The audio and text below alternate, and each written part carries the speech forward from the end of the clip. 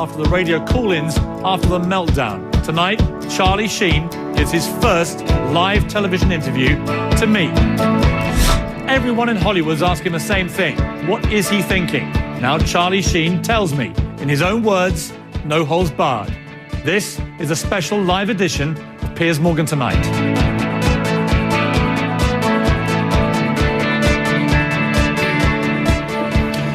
And this was the scene just a few minutes ago. My special guest, Charlie Sheen, arrived here at CNN headquarters in Los Angeles. And Charlie Sheen is here with me now. Charlie, why are you here?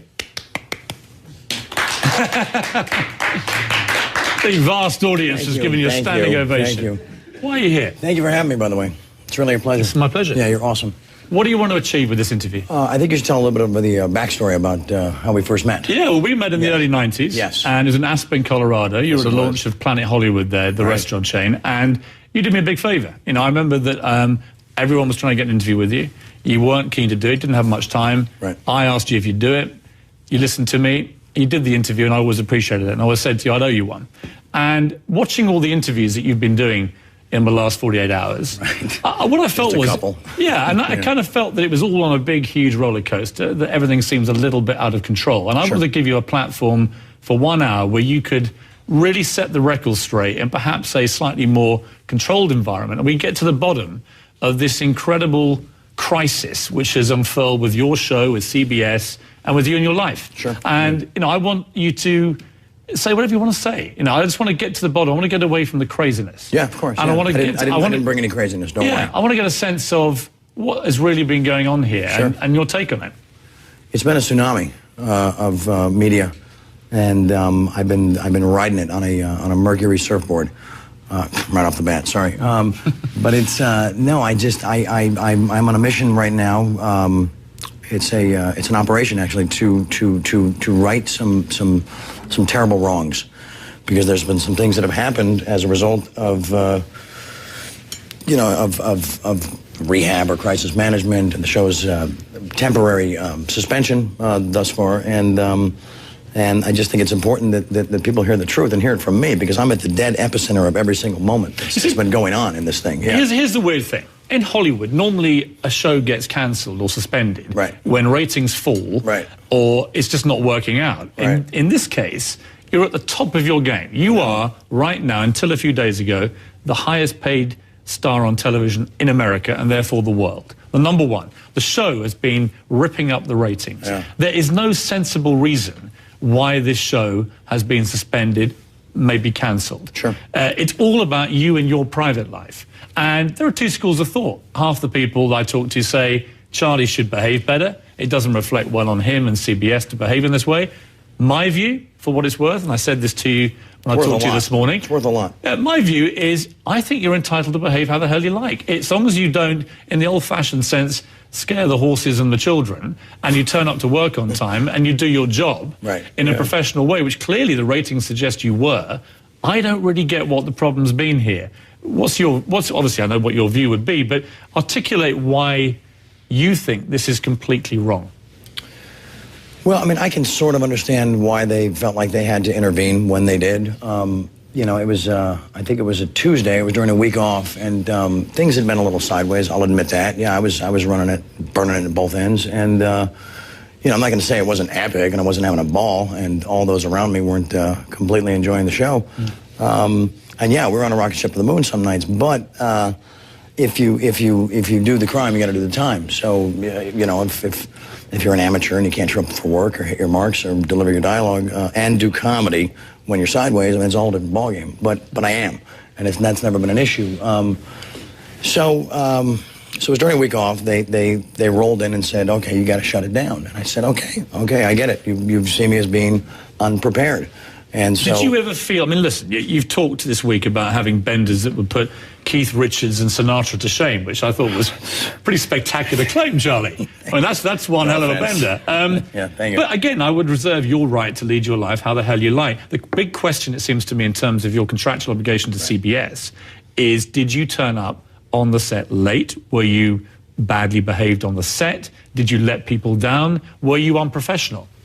Well, yeah, I was late a couple days when we were just practicing, when it was just rehearsal. I never cost the production or the show or the studio or the network any money, as far as missing a show or missing a day. That was a money day. There's 2 money days during the week, and I've never missed one. There's been a couple days where I had to pull the audience just because of personal stuff or a divorce or a divorce, and so, you know, like that. But I just never really understood what the big deal about, you know, missing a day of practice, because I know, you know, I do 177 shows, not to promote being on autopilot, but you know, some of us are just better equipped to work in that headspace, you know. But yeah, they said I got too thin. They said I was too thin, and the year before they said I was a little bloated. So I was bloated and tanned, but thin and white.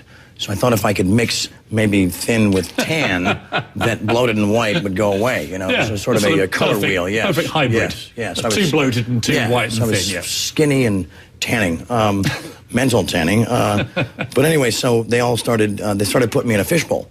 And every Friday night, it turned into the big executive kind of in the corner, hush-hush dialogue, whispered dialogue about my condition. And it was a really hard situation to work in. You know, I felt really it felt kind of weird. It felt creepy. It felt like I was being, I don't know, it felt like an intrusion, because I feel like when I step between the lines, that's the time I get to be free.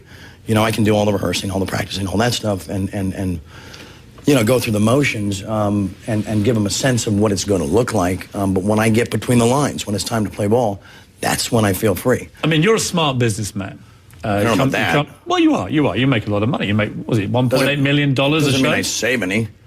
You know what? Whatever. You can spend it how you like, Charlie. Schmave. Yeah, but look, in terms of business, you understand how this works. Sure. I guess from CBS's point of view, the stories about your behavior, right, as they began to accelerate, they're getting advertisers screaming at them saying, this is not the fit we want for this show. Did any advertisers actually pull off? I'm just curious. Did we lose Gillette, Target, Walmart, Volvo?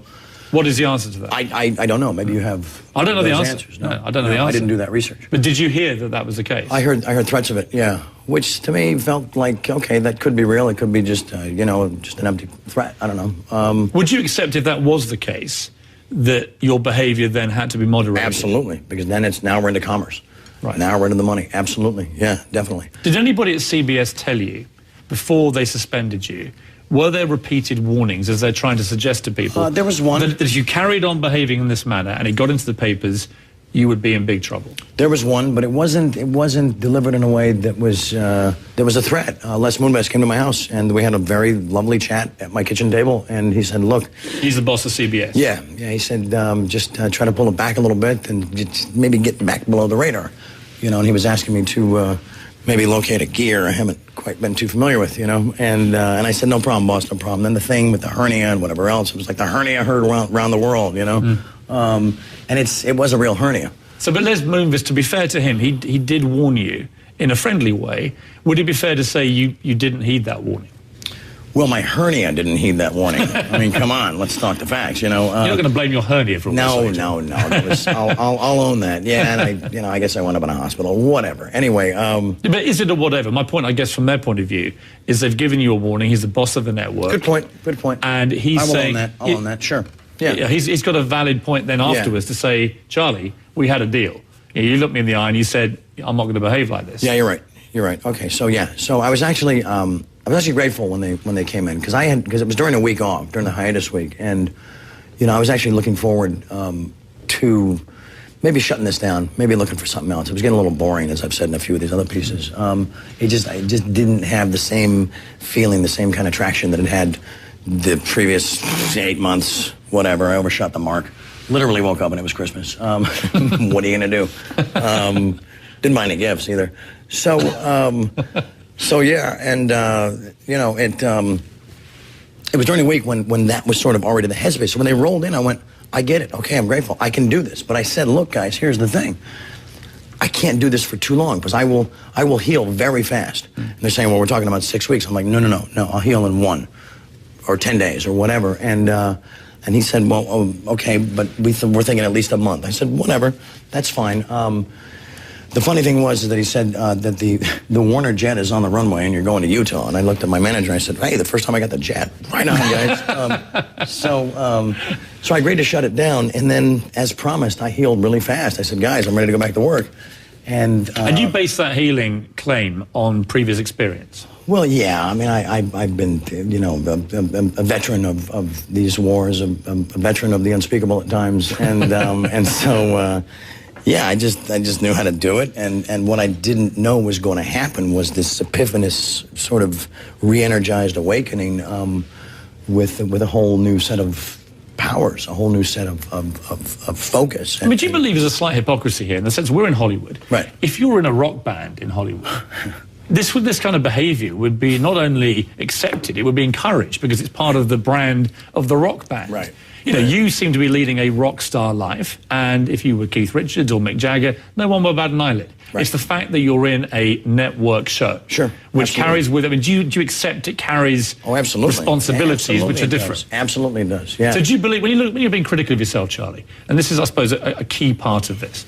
When you look at your own behaviour, do you feel slightly ashamed by some of it? Do you wish you hadn't gone down certain pathways in the last few months? I think it's a waste of time because I can't change it. I tell people that are sort of glued to their past, if you can walk back there and bring me a souvenir from that moment when your father locked you in the closet, then bring it to me. Bring me the ashtray from his office with that burning Swisher Sweet in it. You can't. The moment's over. It doesn't exist. We got to get into right here, right now.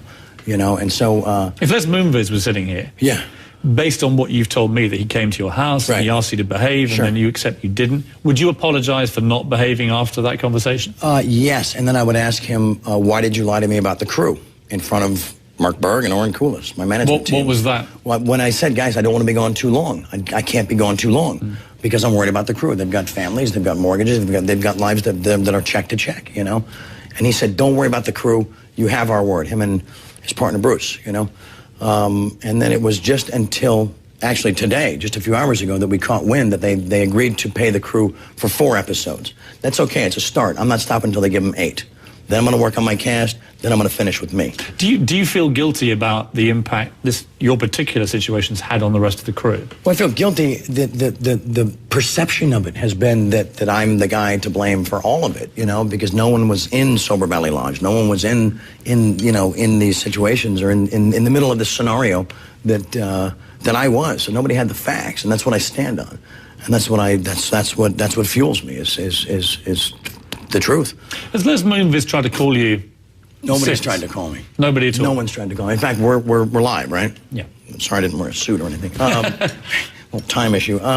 Yeah, I would urge Les or Bruce or Chuck Lorre or anyone to call in while we're here.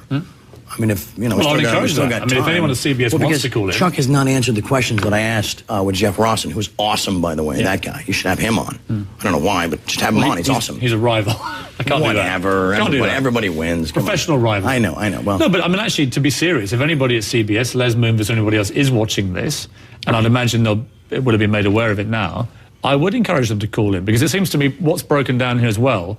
And there's no communication. Exactly. Yeah, and this isn't about me until I get an apology, I'm not dealing. No, until some conversations take place that involve compensation for the 8 shows that we were slated to do. Because when I came back and said, guys, okay, now I'm prepared, and Les said just that Mr. Chow's called me his cleanup hitter, and now you got your cleanup hitter, and it's late August, and I'm sitting on 64 bombs at 420 and 170 driven in, and we're not even in the playoffs yet, and so I'm sitting there, and the team bus is driving away. There's a tarp over the infield. There's I got no team to play for, So I became very prepared and focused and driven and hungry and in shape and a new tattoo and let's do this, right? And so Chuck Lorre told me, well, there's no scripts. So I said, there's no scripts. Okay, wait a minute. You're a writer. I need, cameras and a stage to act. You need, a piece of paper and a Bic. There's no scripts. So where were the scripts going to be if, in fact, we hadn't shut down? This basically turned into a 2-week hiatus. Do you think, where were the scripts? Chuck, where are the scripts? Let me ask you, Charlie, do you believe that there was a subliminal plot at CBS that they wanted to get rid of you? Wow. You mean like a conspiracy? Possibly. Damn, we should probably go to a commercial. I'll tell you what. Oh, no, sorry. Hello. Actually, that's a good point. I don't know. Let's go to a commercial. No, I don't think so. Let's go to a commercial. So. Yeah. Think about the answer to that question, because I think it's quite interesting. Right on.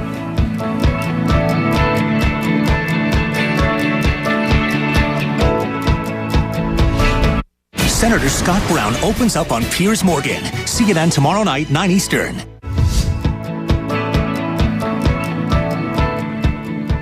Back now, live with Charlie Sheen. Charlie, when we went to the break, I asked you whether you thought that perhaps behind all this was some effort at CBS by the producers of the show and maybe executives there, that they'd had enough of all the publicity and they were trying to get rid of you, and this seemed a clever way of doing it. I don't know. I mean, that's giving them a whole lot of credit, you know, that they could concoct something that diabolical. If they are, in fact, doing that, I have to tip my hat to them because it's most impressive. I don't think that's the case. I really don't. I mean, again, I would come back. It's a strange thing to do to a guy who's the star of their big show, right? Well, plus, it begs the question, why didn't they just replace me after season 7 when I was asking for a ton of dough and say, all right, well, no, we're going to do the show, but not with you. Let me ask you a direct question. They had a chance to get rid of me a couple times. Yeah, they did. And it's on them now. And I would imagine they took the decision not to, probably for commercial reasons. You're too successful for them. Well, I just don't know how Sumner Redstone explains that to his shareholders. We're unloading the reason that the show is a hit. Let me ask you a direct question. Are you under the influence right now of any substances? No, nothing. I'm under the influence of you. Apart from the drug of doing this interview. You. Yes. That may not be the best influence, well, I'll take it. I'll take it. It looks pretty cool to me, you know. But you took a drug test to prove that you are currently completely drug-free. Yeah, where are those results? You actually got the results on you? Well, yeah, these days, I mean, carry this stuff with you, right? And when was this taken? It was taken, when was it taken? Yesterday? And this is the day before. Okay, yeah. so assuming this is accurate, which I believe it is, this is completely clean. So when was the last time you took a drug? I don't know, because not being, you know, held hostage by AA anymore, I don't count my days, because it puts such a premium on them, and then you run around with your days going, oh God, don't lose your days, don't lose your days. Boom, I lost my days, and then it's like, where'd my days go? You've said keep coming back, here's your 1 day back, everything's cool. I'm going to come to the treatment aspect in a moment, but I'm curious, if you had your time again, would you ever get into drugs? Do you wish you never got on that step? There's a couple things I wish I hadn't started. One of them is smoking cigarettes, but now I had a CT scan. I have the lungs of a non-smoker, which is a little bit weird after, 2 packs a day for 25 years. Of course, you can't hear it in my voice or anything. But what about drugs, narcotics? Drugs, yeah, but I guess that there is some school of thought that dictates that we are the sum total of all of our experiences, both good or bad, win, lose, or draw, like that. So I don't think I would trade any of it because I'm still alive, which is pretty cool. Have there been moments when you've thought to yourself, and I'm talking recently in some of these benders that you've talked about, where you thought, you've been hospitalized a couple of times, where you thought, I may die? Probably more subconsciously, not so much at the forefront of, within the scenario or whatever's taking place. Yeah, it's of course it had crossed my mind. I'd be a liar if I sat here and said it hadn't, but not to the point where I ever felt like I was blacking out or passing out or having a giant heart pain or something like that. But it did. But it doesn't. I can't be in denial and say that it didn't feel that something could have gone sideways real quick. I mean, addiction specialists. You've seen them all coming out in the last few. I've been around them for 22 years. Right. They've been lying to me for 2 decades. Right. Well, and we'll come to that. But the premise of their argument with you is that you're in some kind of denial about this, and actually, you've never really stopped and thought, I've got to sort myself out properly. That if you do follow their programs. Right. They can work, and lots of people would be watching this saying, it worked for me. And then I can have a life like theirs? I'm going to pass. Really? Why? Why? Because I'm a winner, and their lives look like they're, ruled by losers. I mean, just to put it in black and white terms. I don't want their lives, and they want mine, but they want to criticize the hell out of it, And now they've run the gamut from like, okay, he's not loaded, now what? Oh, he's manic. I don't even know what that means. That, I guess, would imply that there's going to be a crash. I don't know when that's coming, but maybe you can cover it when it does, See, some of the interviews you've given, right? I've listened to a little excited. Well, no, some of them I thought you've been energized. Some of them I thought you've been a little bit erratic. Yeah, when I'm listening to you tonight, on this interview, I don't think you sound that crazy at all. You sound alarmingly normal, if I may use that phrase. Thank you. No, I am here. I'm right here. But I can't I'm pretend available. as somebody who knew you from the early 90s, I can't pretend I haven't watched the stories from afar and thought, I hope he's okay. I hope that he's not going to do something stupid here. Sure, appreciate that. Thank you. And a lot of your fans will be watching this feeling the same way, that it's kind of, you're on tender hooks with you all the time, that leading your life on the edge like this is a constant worry for family, for friends, for fans, isn't it? I wish people would shift that focus onto themselves and their own family and their own friends, and just maybe spend a little more time on their home front and not some distant planet that is me, and not offer opinions and judgments about a guy they don't even know. It's a guy that, even if I get an interview that's, a Q&A, oh, you can control it. No, you can't, man. There's bookends to tell you how you're supposed to feel before you read it, and then how you're supposed to feel after you're done. And so people don't really ever get a sense of who I am, or what I am, or why I am. Are you a happy guy? Oh, absolutely. Yeah, my motto is enjoy every moment. And the people seem all addicts have to be essentially unhappy people. I don't believe myself to be an addict. I really don't. I think that I'm going to just ignore or smash or finally dismiss a model that I think is rooted in vintage balderdash, for lack of a better word. What would you call yourself if you're not an addict? I mean, what's another word? I mean, do you think it's simply a case of you like to party? Is it as simple as that? Well, no, I mean, as long as I subscribe to the beliefs of others that build these models that don't really leave any room for individuality or creativity or anything that, like, they say you've got to surrender and you got to get rid of your resentments, you got to sit in a room and, like, be all lame, I can't find a label other than just alive. There's this great quote going around. Yeah, I'm high on a drug. It's called Charlie Sheen. And it's like... I saw that. I laughed. That's a good line. I know you well enough to know when you're joking. Yeah, of course. And I've laughed at a lot of the things you've been saying which have enraged other people, because if you don't know you, when I interviewed you in the 90s, you were hilarious. Thank you. And I took about 90% of what you said with what we would say in Britain was a pinch of salt. There you go. It was funny. And I still think that you are seeing the humour in all this whilst going through what is a pretty awful situation, and you're feeling angry, but I get the fact you still feel humour as well, right? Well, some of it's absurdly funny. I have to, and I'm trying to remind people there's a reason that I've had, like, mad success doing comedy. You can't be, like, completely boring and asleep and do, like, really good comedy. If you were running a network, right? Let's put you on the spot for a moment. You're in charge of CBS. I need your tie. I'm going to need your tie for starters. Sorry. Okay, well, we'll swap ties. All right. Okay. So you're running the network. Right. How would you have reacted to the star of your #1 family comedy, which is watched by families and liked by families, behaving off-screen in the way that you've been behaving? Well, I mean, if I was...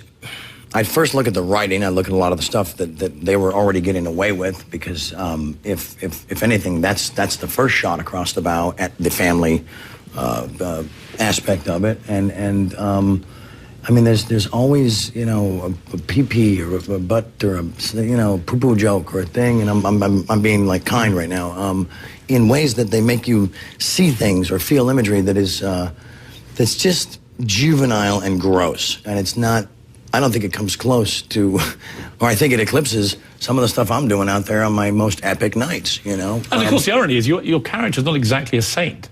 No, I mean, he's not. He's not. I mean, there's a certain brand alignment here, isn't there? Right, but it's okay to smoke cigars, just not cigarettes. It's okay to drink, tons of vodka, but don't go near cocaine, because God forbid people ever... Okay to be a big womanizer on the show, but not in real life. No. Do you think there's a hypocrisy there? I think that they, in some way, think that they have some magic literary influence over me by perhaps writing things and then going, oh my God, look how powerful we are. Now he's doing it. No, morons. The reason the show was created was because of the lifestyle I had, and you guys based it on that. So I gave you so much of your fodder already. Let's have another break now, Charlie. When we come back, I want to talk to you about the women in your life. Love it.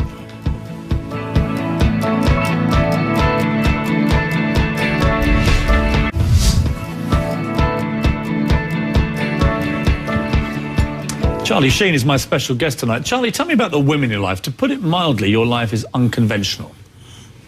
Pretty good word for it. I think it's just straight out bitching. Well, there's the Natty, and then there's the Rach. These are the goddesses, as I've and referred to them. What function do the goddesses perform? Oh gosh, name it. You have two girlfriends, basically. I do, yeah, and it's what David Ward described as the wedge.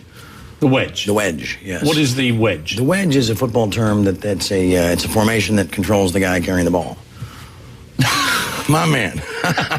So, let me ask you, let me play devil's advocate for a moment, because I've got to admit that part of me, when I listen to you talk, I chuckle. I don't get nearly as incensed. I do too. I don't get as incensed as other people. But I'm also aware, I'm a family guy, I've got 3 kids, I'm also aware that there'll be lots of people watching. Yeah, right, sure. And there'll be people watching saying, all right, go tougher on Charlie here, because you have been until recently, you've been taking a lot of illegal drugs. You are on a family show. You do have a responsibility as a role model to people who are watching the show, especially their kids. You have your own kids. You're a dad of 5 kids yourself. How far do you feel that sense of responsibility in terms of your personal behavior? Well, now with some distance from it, I realize its value, and I plan to maintain it and protect it like a precious gem for the rest of my days. Do you think you got out of control?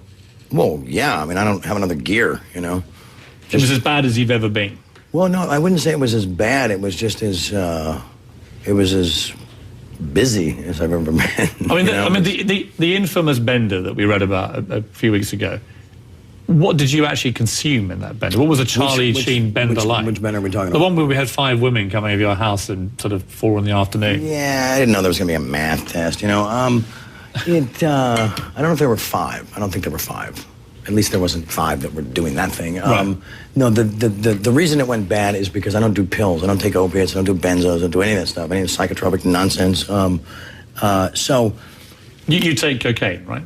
Well, I used to. Yeah. I got to be careful because there's lawsuits and things going on and whatever. No, until you stopped, you were taking a lot of cocaine. Well, yeah. I mean, I'm not taking it. I had to pay for it, dude. Yeah. I mean, come on. So anyway, what would you have taken on that particular bender? Well, I hadn't done any for a while, like 7 hours, but I had this hernia thing that was popping out, and I might have caught a piece of the bowel. Sounds gross, but that's how a doctor described it. And the pain was as though someone was driving a hot saber through my gut. And because I won't take a pain pill, because those things are like, wow. Actually, George Carlin said I would, I already have pain and an anti-pain pill. But so I won't take those. So I maybe hit the vodka a little too hard to reduce the pain, and it just kind of was that final push, that final drop down the falls. And then I guess somebody decided to call 911, and actually Stephanie Matlow, Tony Todd, they took care of that thing perfectly. It was the other voices that we hear on the tapes that kind of got things confused. But Charlie, when you wake up after these benders, and let's assume for the argument's sake there won't be any more. You decided you're going to stop. Yeah. With your kids in particular, a lot of parents say to me, "Ask Charlie, when he wakes up from these things, how do you feel about the reaction that they're going to have when they're on the school playground with their friends, all the embarrassment that comes their way?" I mean, it's a shame, and it's a shame that we live in an evil world like that sometimes. Not always, but sometimes. That stuff I can't control. What I can control is them never being exposed to anything dangerous ever at any point in time. So you've never had any drugs in the house when your kids were around? No. And if it was my weekend, then we would go somewhere else. If it was they just weren't there, I would never. Those things just don't go together, But that's just common sense and courtesy, right? It is. I mean, there's still... Listen, you know what people say about what's been going on. Yeah. A lot of people can get very moralistic about this. Of course. I would say, in your case, again, I come back to you're entitled to, I think, pretty much do what you like in your own life. It is illegal, what you were doing.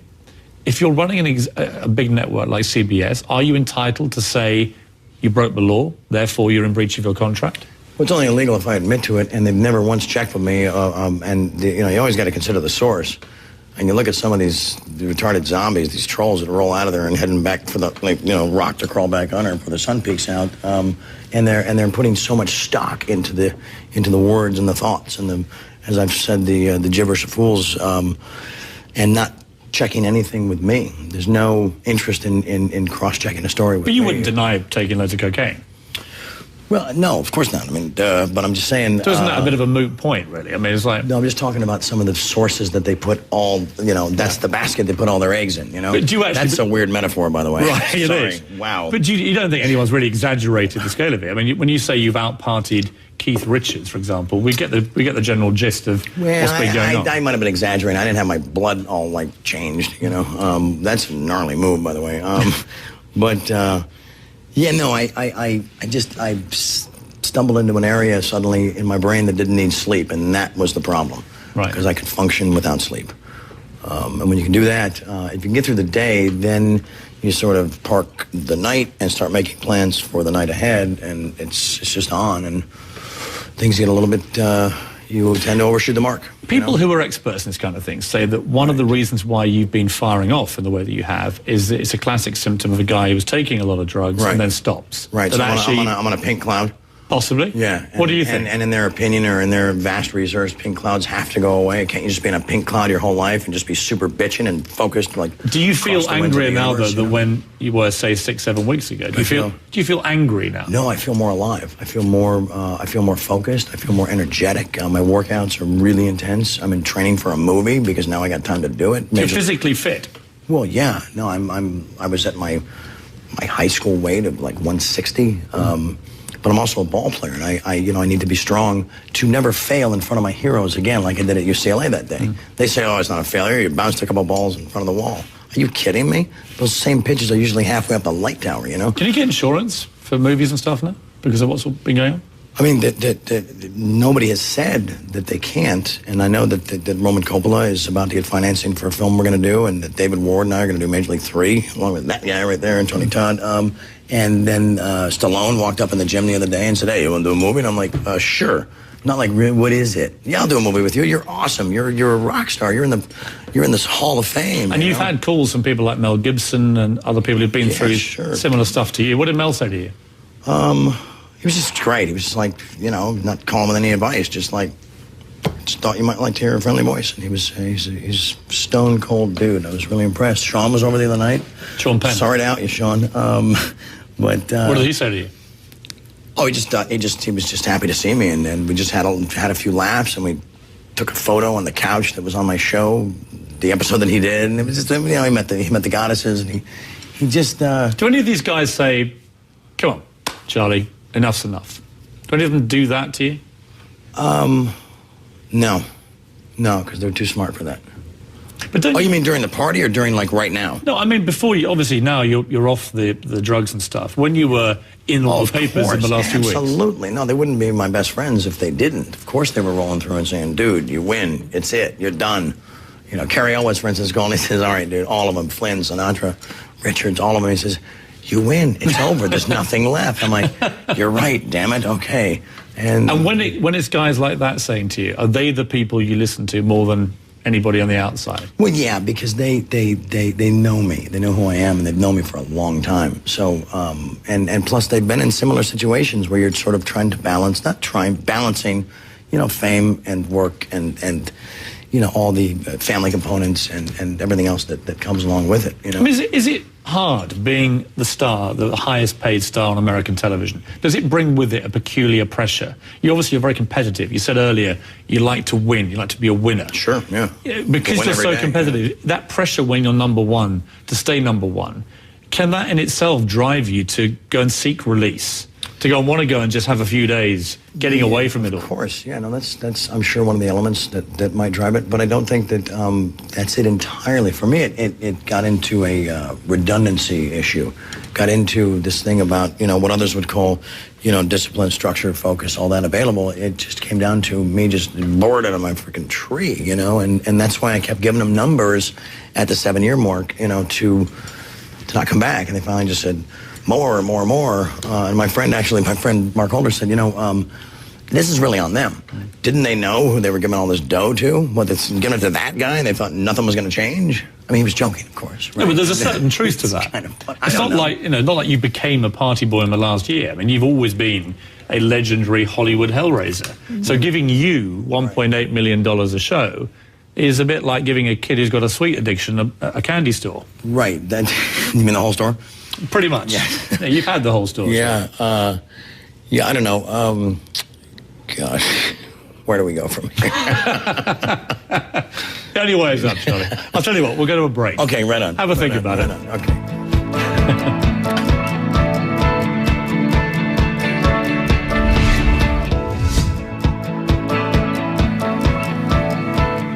Now my special live guest, Charlie Sheen. Charlie, there have been reports in the papers in the last 2 or 3 years hinting at violence by you towards, one was towards your wife and one was towards a porn star in a hotel. Right. Were they true? Did the drugs make you violent? Do you regret what happened on those two incidents? No, those are 2 instances where the scoreboard doesn't lie. And that, you know, the Aspen thing was thrown out. The judge was like, just get this guy out of my county. He brings too much press with him. And then the police report in New York just didn't reflect anything. And those are the guys that are going to report the facts. So their jobs are on the line. So I just offer people those, you know. Have you ever hit a woman? I have not. No. Women are not to be hit. They're to be hugged and caressed, you know. Few people that are very close to you have expressed real concern. I'm sorry. There was an incident years ago, and everybody thought I hit her. I was trying to contain her, and I had her arms, and we both went to the ground, and she hit her. Who was that? Her initials are BA. I'll give you that much. I don't want to make the whole thing about her, you know. Okay. And I felt terrible, and I delivered her to a plastic surgeon and tried to, like, you know, and everybody said, you hit her, and I'm like, no, she hit her thing, and whatever, it's over. But and do you regret? I felt bad about that one, yeah. You regret that? Yeah, she was attacking me, though. With a like a small fork, like a cocktail fork, and I think she had it with her. That's the weird part. What was she doing with like a shrimp fork in her purse? But is there ever any? She stole it clearly. But is there any from ever a buffet? For that? Sorry, I know. But is there any ever any defense? Well, you can't. Whatever story you come up with sounds like you've made it up. So, and that's the truth, and that's what happened. But you regret that incident? Oh God, yeah. But I never really told the story about that because everybody was under a gag order or something. But there were heinous things that led up to that I was trying to fend off. Whatever, I'll own it. And so I just remember that when you asked. That's the only time that it was presumed that I'd done so. Your publicist, Stan. He quit. He quit today. He quit. He had enough. Stan, where are you? Stan, what happened? I'll be honest with you, I really like Stan. I do too. He's a thoroughly decent guy. Stan, where'd you go? Well, he loves you, but he felt Clearly not. Well, he felt that he couldn't control you anymore. You were uncontrollable. What's the control? Just get over here and enjoy the ride, bro. We're starting to win. But hard for a publicist if you're acting as your own publicist. I mean, I like to believe that the progress I've made in the last few days is a slightly better plan than some of the stuff he was rolling out with at times, you know. I've been able to answer calls and deal with people directly. And I've said, well, why should I talk to you? We've had a lousy relationship all these years. And they'll say, well, we've never really spoken. And I'll say, okay, great. Let's park all that. And then let's say it's never too late to get a fresh start. And what would you say to Stan if he's watching this?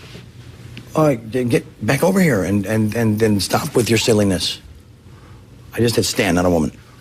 Yeah. The other man who's obviously very important in your life, your father, Martin Sheen, described your illness is like a cancer.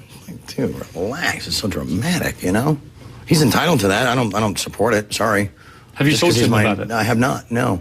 I just, this quote of his is like following me everywhere, you know? You haven't discussed it with him? No, I'm sure he'll hear something about it in one of these interviews, but I'm just, as much as I love him, I'm 45 with 5 kids, you know? But does he not call you as a matter of course? Do you not speak to him much? No, I mean, he's been out of the country, I think. That's why he hasn't called. But I mean... But he's your dad and you're going through this tumultuous period in your life. I mean, I think people think that it's a lot harder on me than it is, you know? I'm on a quest to claim absolute victory across the board on every front in this whole mess. I'm here to right, as I said, every single wrong and reveal the people that are responsible for all of this foolishness. Is your game plan to actually end up getting your job back? Well, I would love that, yeah. I mean, I signed a deal for 2 years. But you said earlier in the interview, Charlie, that you were bored with it. This is one of the problems that you had. Right, there was a redundancy factor to it, but that doesn't matter. That was an old brain, I got a new brain, you know. I have a 10,000-year-old brain and the boogers of a 7-year-old. That's how I describe myself, you know. So since you've been clean, in your head, have you thought, you know, something I've nearly lost here? Yeah, oh yeah, absolutely. One of the great jobs in television. Yes, pick it back up, you know, suit up, boot up, and let's get this thing back on the air. And do you have it in you to be disciplined enough now? Absolutely. To not fall by the wayside? I'll be waiting on them. I'll be waiting on them. You said in an interview today that you wanted a pay rise. No, that was stupid. Were you joking? No, I was joking about being underpaid, but to come back season 10, that's all negotiable. You can't talk about this stuff on television. Then why did you? I don't know. He's on crack. Where's Dr. Drew when you need him? Well, funny enough, we have got a clip from Dr. Drew. I love that guy. I did interview Dr. Drew, actually. Did you? Yeah. He was quite interesting because anyone There's who's no way to get that time back. Well, I think a lot of these guys who are involved in treating addicts. Are they addicts themselves? What are his credentials? I don't even know who this man is. Let's take a quick listen of Dr. Drew. Let's hear what he said to me. Okay, this ought to be stunning. Two separate conditions. There's the addiction, which gets triggered, which is the biological disorder of the brain, and there are the underlying environmental and psychological issues that push somebody over into addiction in the first place. The issue of dealing with the so-called demons, which in my world, I always tell people, if you have bad enough addiction, you need to see me, 100% probability you had childhood trauma. So we're really talking about childhood trauma, and that takes years to sort through. You're not taking that very seriously, are you? Here are my notes. What, please. What do you think when you hear that kind of professional advice? I just think you cannot, I mean, come on, man. That's ridiculous to like have a prognosis about somebody you've never been in the same room with based on his image in a media setting. I think he should be ashamed of himself. I would never sit here and tell you who the heck he is or what drives or fuels him. I don't know. It's just got to dismiss these clowns. Have you seen the programs for alcoholism and drug addiction? Have you seen it work for friends of yours? Some, yeah, but so you do accept it can work? Well, but what they don't tell you at the door is that they have a 5% success rate. And as a retired gambler, I can 22 years around this thing. It's not like I gave it a year. I gave it, oh, gee, that's half my life, like 48%. And so, I just, at some point, I got to try something different. How about I rely on me?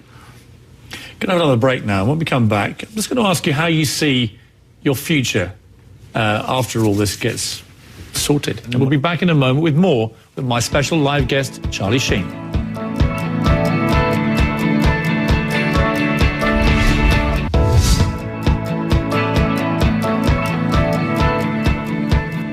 Back now, my special guest, Charlie Sheen. Charlie, you were saying in the break when I spoke briefly to Anderson Cooper, you're seeing images from Libya and everything, and you kind of feel that you being the centre of the news for the last few weeks, kind of crazy given everything else has been going on. A little bizarre when you turn on the 11 o'clock news and I'm the lead story, and then they get to that. I'm thinking the world is upside down, but I guess that shows the power of the business that I'm in.